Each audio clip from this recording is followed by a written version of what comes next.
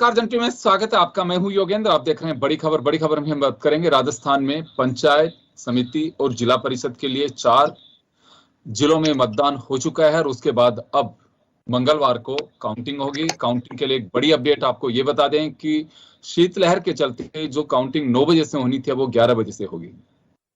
तो चलिए, एक बड़ा अपडेट है। पहले की अगर हम बात करें तो 2 जिला परिषद में बीजेपी का कब्जा और 2 में कांग्रेस का कब्जा रहा। 2015 की स्थिति की बात कर रहे हैं हम। इसमें से 27 पंचायत समितियां हैं, जिसमें से 16 में कांग्रेस, 10 में बीजेपी का कब्जा है और कुछ एक जो है वो इंडिपेंडेंट के खाते में है। 2 माफ करिएगा। लेकिन कोटा करौली कांग्रेस और 12 गंगानगर भाजपा के पास में है। तो चलिए, अपने अपने दावे हैं। चुनाव प्रचार रहा, काफी रोचक रहा। बाड़ेबंदी की जा रही है, दोनों तरफ से ताल ठोकी जाइए कि चारों जगह हमारे जिला प्रमुख बनेंगे, ज्यादातर प्रधान हमारे बनेंगे, लेकिन आधार क्या है? तो हमारे साथ इस मुद्दे पर चर्चा करने के लिए कांग्रेस से अरुण शर्मा साहब हैं, भाजपा से विक्रम सैनी जी हैं और वरिष्ठ पत्रकार श्याम सुंदर शर्मा साहब हैं। श्याम जी, बाड़ेबंदी है, शीतलहर है, लेकिन काउंटिंग है और काउंटिंग पे सबकी निगाहें टिकी हुई कि इन 4 जिलों में क्या होगा। लेकिन 4 जिलों से प्रदेश की सियासत पे कुछ असर होगा? देखिए योगेंद्र जी, सरकार तो आएगी जाएगी नहीं। 4 जिलों में ये निश्चित रूप से कहा जा सकता है कि क्योंकि केंद्र सरकार ने तीनों बिल वापस ले लिए थे, तो अब उनको कितना फायदा होगा नहीं होगा। ये चुनाव पहली बार हो रहा है। 4 जिले हैं, चारों जिलों में, जिसमें से आपने बताया 2 में तो बीजेपी है, 2 कांग्रेस की है। अब सरकार कांग्रेस की है मौजूदा स्थिति में। और देखिएगा, 106 तो जिला परिषद के सदस्य चुनाव हो रहा है जिस जगह पर। 568 पंचायत समिति के सदस्य हैं। 30 प्रधान बनेंगे और 4 जिला प्रमुख और 4 उप जिला प्रमुख बनेंगे। बाड़ेबंदी इसलिए होती है कि इसमें आजादी होती है कि जीते किधर से वोट किधर। तो इसलिए दोनों ही दलों ने अपने अपनी सुरक्षा की दृष्टि से हारने वाले जीतने वाले परिणाम तो कल आएगा, लेकिन सबको जितने चुनाव लड़े गए हैं उन्होंने अपने अपने कब्जे में कर लिए हैं। निर्दलीय समर्थित लोगों को भी अपने कब्जे में ले लिया। अब कल जो जीतेगा वो रह जाएगा, बाकी को छोड़ देंगे। अब आप देखिएगा कि 1946 तो जिला परिषद बाड़ेबंदी तो जारी रहेगी अभी भी। बाड़ेबंदी जब तक जारी रहेगी जब तक कि उप जिला प्रमुख और उप प्रधान तक का चुनाव नहीं हो जाए, जब तक जिला बाड़ेबंदी रहती है। और सत्ताधारी पार्टी को निश्चित रूप से साधनों का सदुपयोग होता है और उसको इशारे पर बहुत कुछ हो जाता है। ये बात सही है कि सत्ता का इसका लाभ मिलता है, निश्चित रूप कहा जा सकता है। अब आप देखिएगा कि 305 उम्मीदवार खड़े हुए हैं जिला परिषद के लिए और 1946 है जिला परिषद के लिए। इन सबका भाग्य का फैसला कल होगा। और आपने कहा कि ज्यादा सर्दी का मौसम है, तो चुनाव आयोग ने, राज्य निर्वाचन आयोग ने कह दिया कि 11 बजे से काउंटिंग होगी और शाम तक रिजल्ट आने की संभावना है। अब दावे दोनों ही कर रहे हैं हम जीतेंगे। देखिएगा, सबसे बड़ी बात तो यह है कि करौली में तो खुद पंचायत मंत्री हैं रमेश मीणा, उनका चुनाव क्षेत्र है। 12 अगर ले ले तो यहाँ पर आप हमारे प्रमोद जैन भाया का क्षेत्र है।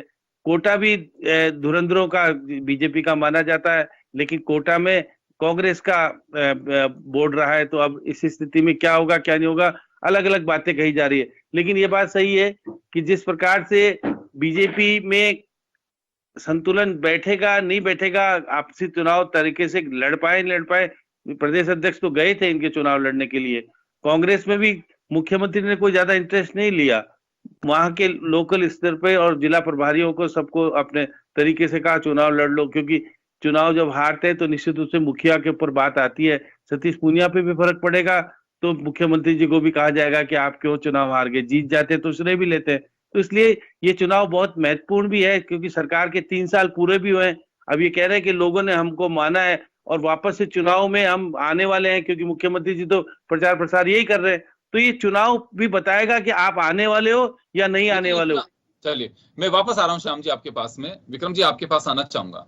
बीजेपी दावा कर रही है कि 4 जिलों में हम जिला प्रमुख बनाएंगे, ज्यादातर जगह पे पंचायत समिति के प्रधान बनाएंगे।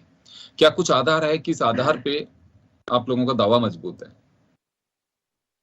देखिए योगेश जी, अगर हम पूर्व के भी पंचायत राज के चुनाव या नगर निगम चुनाव के देखें, पूर्व में भी 29 में से 17 जिला प्रमुख भारतीय जनता पार्टी के बने थे। जिला पार्षदों की अगर बात की जाए तो 1100 से अधिक जो जिला पार्षद है उसमें 650 से अधिक जिला पार्षद भारतीय जनता पार्टी के हैं। पंचायतों की बात हो या नगर निगम नगर परिषदों में भी भारतीय जनता पार्टी ने कांग्रेस से कहीं अधिक बोर्ड और निगम बनाए हैं। तो निश्चित मानिए कि कांग्रेस सरकार की जो पीछे नीतियां रही थी, कांग्रेस सरकार की जो किसानों के प्रति वादे थे, युवाओं के थे, महिला अत्याचार को लेके थे, तो राजस्थान की जनता जो अपने आप को ठगा हुआ महसूस कर रही थी, उस राजस्थान की जनता ने पिछले भी जिस तरह से पंचायत चुनाव में सरकार को जवाब दिया है, इन चुनावों के अंदर भी भारतीय जनता पार्टी बहुत बेहतर प्रदर्शन करेगी। और पिछली बार हमारे पास 2 जिला प्रमुख थे, तो इस बार 4 निश्चित रूप से होंगे और पंचायतों में हम बहुत अच्छा प्रदर्शन करेंगे, इसमें कहीं भी कोई दो राय नहीं। अरुण जी, दावा क्या है कांग्रेस का कि हम 4 पे इस वजह से बनाएंगे? डोटासरा कह रहे हैं कि चारों जिला प्रमुख हमारे बनेंगे, 2 ऑलरेडी थे और 2 बनेंगे। योगेंद्र जी, संकेत तो कुछ ऐसे ही हैं कि चारों प्रधान हमारे ही होंगे, क्योंकि वो ऑलरेडी हैं और 2 हम और बढ़ाएंगे। इसमें उसके संकेत काफी पहले से मिलने लगे हैं योगेंद्र। इस नए 3 साल में जो नया कार्यकाल था अशोक जी का, उसमें 8 उपचुनाव हुए हैं विधानसभा के। 6 में कांग्रेस जीती है, 2 में बीजेपी जीती है। और पिछले 2 उपचुनाव में खासतौर पे आप देखें, जबकि वो उस माहौल में हुए जब महंगाई चरम सीमा पे है, बेरोजगारी अपने 40 साल के उच्चतम स्तर पे है। इसका फायदा मिलेगा कांग्रेस को? इसका फायदा मिलेगा कांग्रेस को?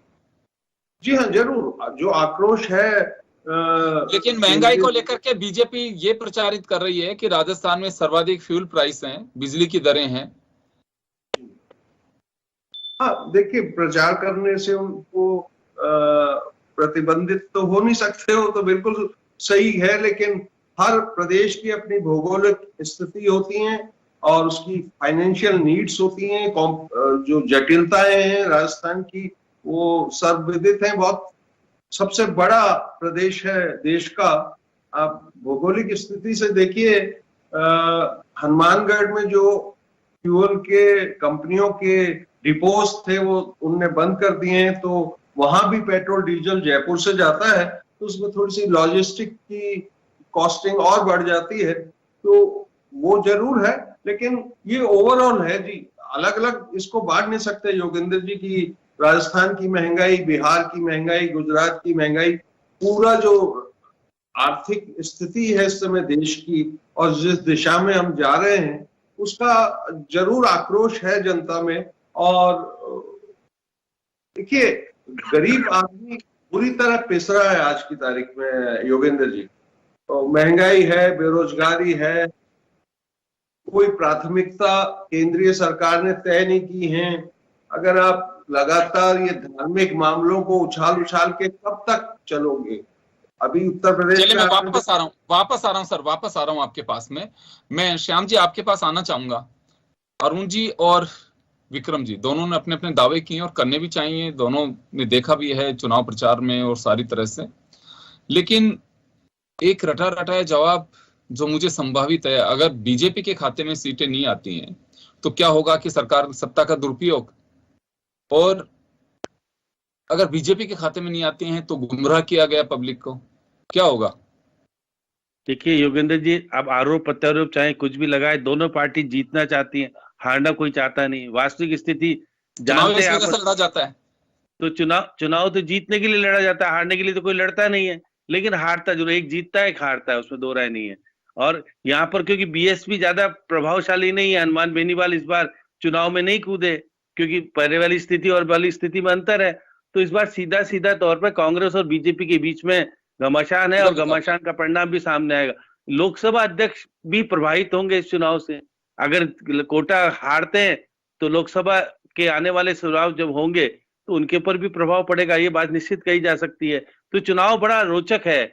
देखिए, मुख्यमंत्री भी हैं, अरुण सिंह भी इस पर प्रभावित होंगे क्योंकि जीतेंगे हारेंगे तो उनको श्रेय मिलेगा, अजय माकन भी प्रभावित होंगे। तो बहुत सारा चुनाव है, तो चार जिलों का चुनाव, लेकिन प्रभाव आगे की राजनीति संदेश देने के लिए जरूर होगा। क्योंकि देखिएगा, आने वाले पंजाब में चुनाव हो रहा है तो गंगानगर बताएगा क्या स्थिति है, क्योंकि वहां पर बताएंगे क्या स्थिति। अब मध्य प्रदेश भी लगता हुआ है तो आपका कोटा है, हाड़ौती का पूरा माहौल कैसा है? आपको चुनाव परिणाम बताएगा कि 2 जिले, बड़े जिले, दोनों में चुनाव हो रहा है। करौली में आपका उत्तर प्रदेश से लगता है तो बहुत सारा अलग अलग राज्यों का अलग अलग मिक्सअप चीज भी देखने को मिलेगी। और चारों दिशाओं में चुनाव हो रहा है, तो बीजेपी की स्थिति क्या है और कांग्रेस की स्थिति क्या है, इसलिए आएगी सामने। कांग्रेस तो बिना संगठन के चुनाव लड़ रही है, 2 जगह तो अभी बने, 13 तो बने, एक आध जगह तो बन पाए, बाकी तो जिला अध्यक्ष भी नहीं है। तो इसलिए सरकार के बदौलत चुनाव लड़ रही है कांग्रेस। तो निश्चित रूप से गोविंद सिंह डोटासरा का निश्चित दावा सही होगा, क्योंकि वो कहेंगे कि हम जीतेंगे, क्योंकि वो प्रदेश अध्यक्ष हैं। सतीश पूनिया भी कहेंगे हम जीतेंगे, लेकिन मतदाता ने निर्णय किया है, मतदाता किसके पक्ष में गया है, वो जीत हार होगा। लोकतंत्र में जीत हार उसी की होती है जिसमें मतदाता जाकर के वोट डालता है और वो उसको अपनाता है। तो निश्चित रूप से कहा जा सकता है कि आने वाला समय आप देखिएगा, 3 साल पूरे कर रही है सरकार, जीतती है तो जो जश्न बन रहा है उसमें इजाफा होगा, और हारती है तो निश्चित रूप से जो जश्न हो रहा है उसमें फीकापन आएगा। और कहेंगे देखिए कि हमने तो स्वतंत्र रूप से चुनाव कराए, अब जनता का श्रेय है, जो जीतेगा तो ठीक है, नहीं हारेगा तो हारेगा। तो इसलिए चुनाव बहुत सारे संदेश देगा। राजनीतिक परिप्रेक्ष्य में अशोक जी की स्थिति और मजबूत होगी या नहीं होगी, या गोविंद सिंह डोटासरा को थप्पी मिलेगी नहीं मिलेगी, और सतीश पूनिया जिस तरह से चुनाव लड़ रहे हैं और इनके जो लोग सहयोग नहीं कर पाए, कि वसुंधरा जी जो सहयोग देना चाहिए वो नहीं दे पा रही है, क्योंकि कोटा और 12 करीब उनके बेटे का भी क्षेत्र आता है, वहां पे भी उनका बेटा जो लड़ता है झालावाड़ से 12 उनको प्रभावित होता है। तो चुनाव बड़ा रोचक और राजनीतिक फैसले लेकर के आएगा सामने, और संदेश भी दे जाएगा कि वसुंधरा जी की स्थिति ठीक है या नहीं है, लोकसभा अध्यक्ष की स्थिति ठीक है या नहीं है, सतीश पूनिया की नहीं है, गोविंद सिंह डोटासरा की, मुख्यमंत्री जी की, बहुत सारे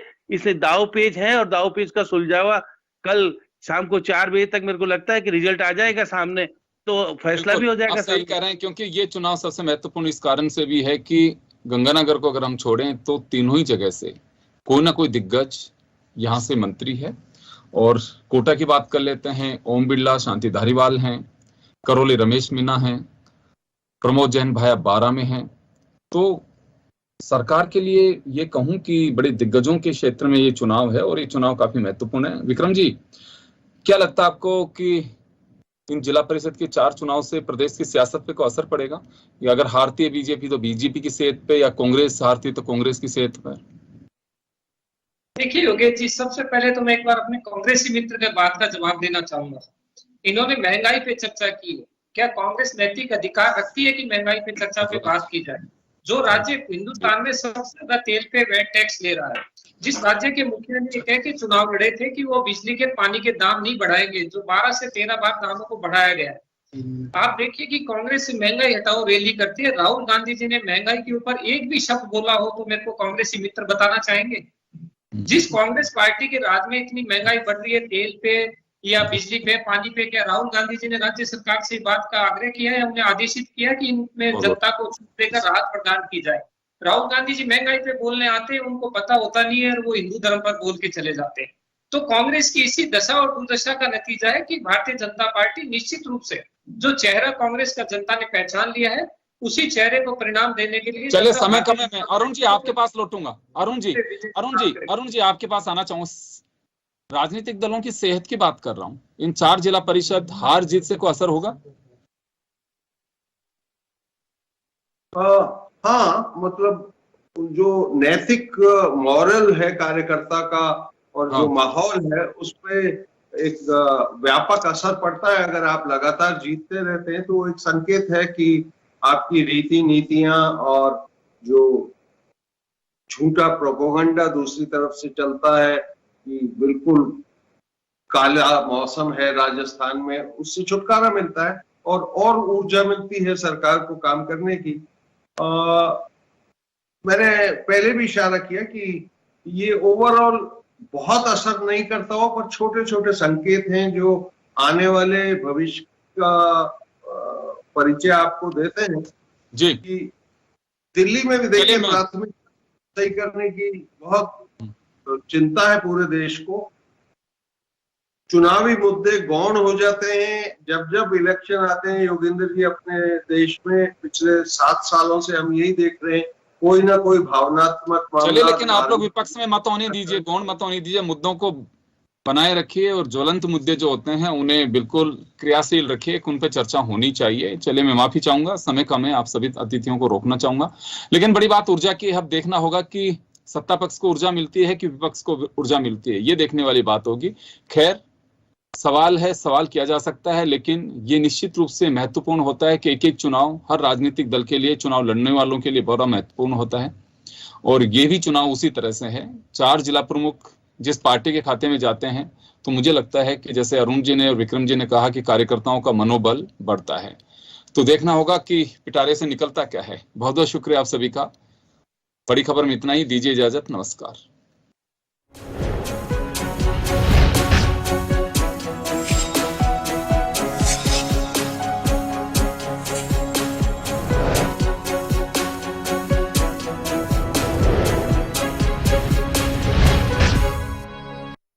जन टीवी की लेटेस्ट अपडेट पाने के लिए हमारे चैनल को जरूर सब्सक्राइब करें और नोटिफिकेशन पाने के लिए बेल आइकॉन दबाएं।